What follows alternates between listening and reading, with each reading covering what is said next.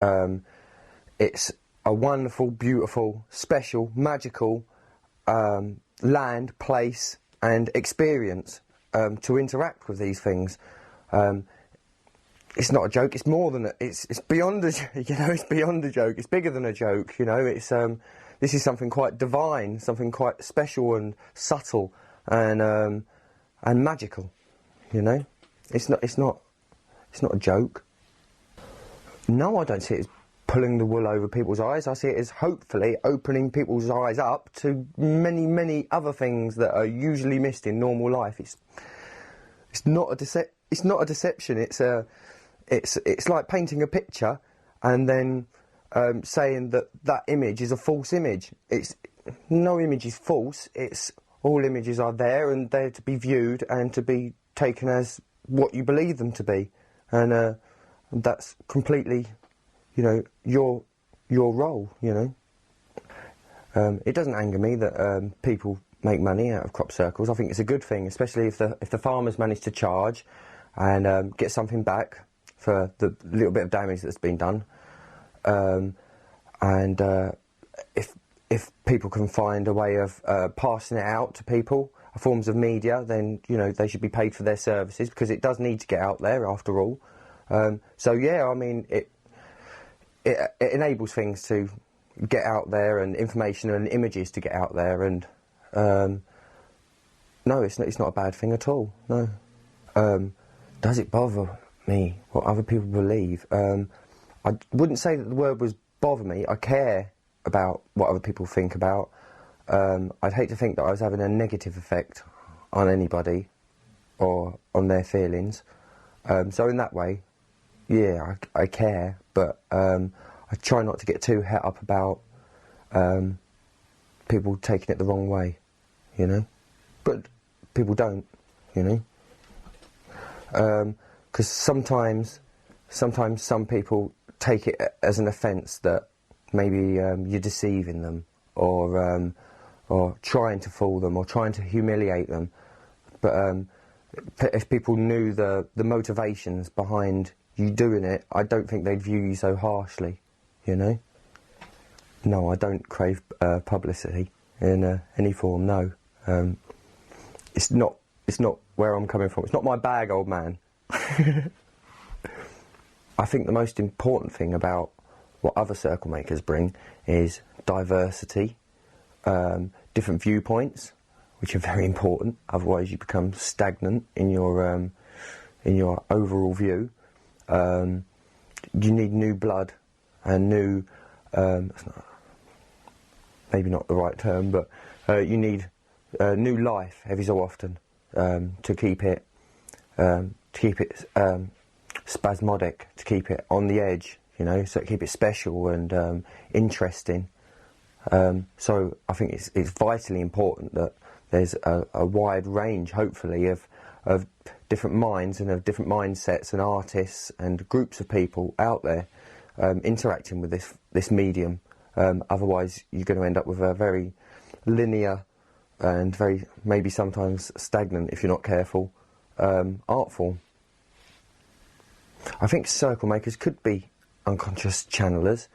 I can only really speak for myself in that I've had quite a few experiences where we diverted or gone away from the planned course, and it seems to have become relevant at a later date, the change in pattern or change in a pictogram or picture.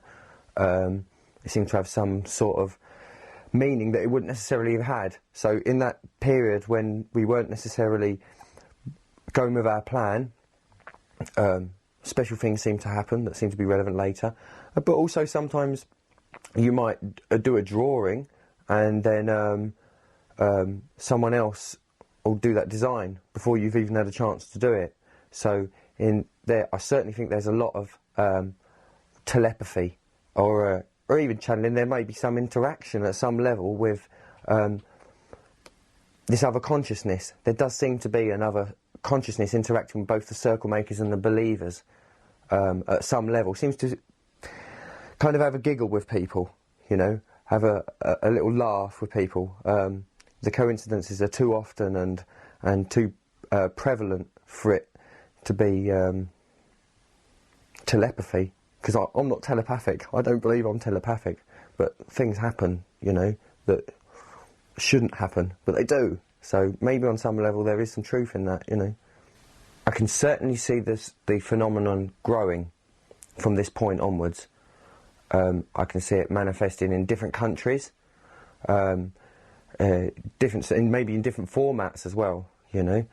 But I can certainly see it spreading to different countries and involving a lot more people. It's got an enormous amount of scope to develop into many different art forms. Art and form and geometry are basically infinite, as is the universe. So in that way, I can certainly see it going on, and I can see it spreading to other places and becoming maybe more prevalent, more prominent, and involving more people, which I can only see as being a positive thing.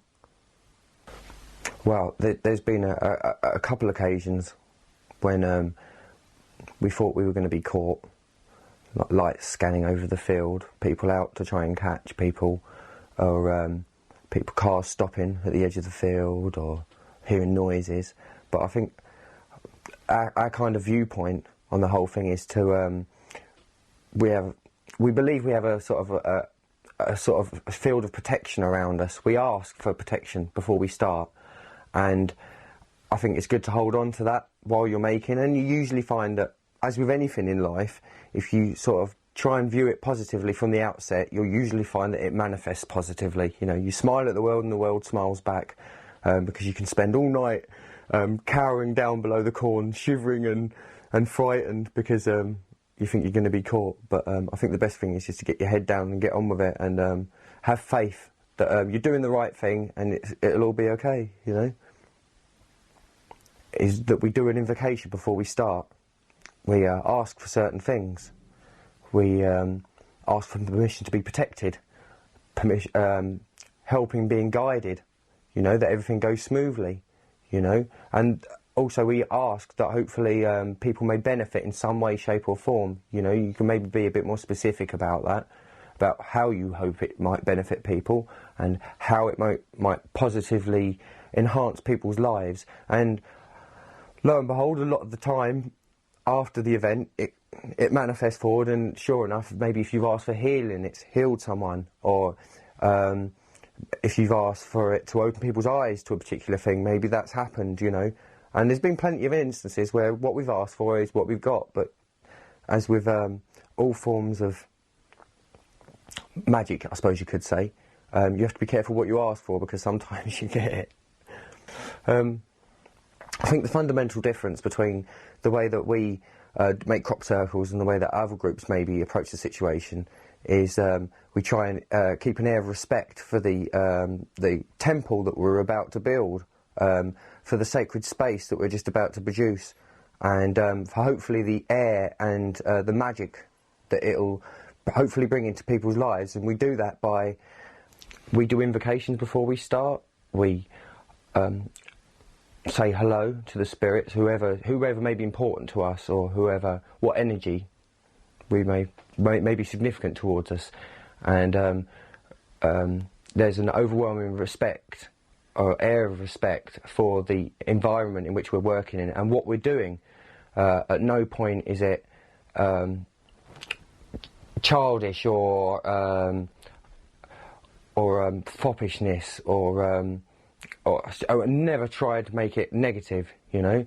We are trying to keep it purely positive and open-minded while we're making it as well, because we believe that the energy that we have while we're making the circle carries on fundamentally to the people that then enter that same space.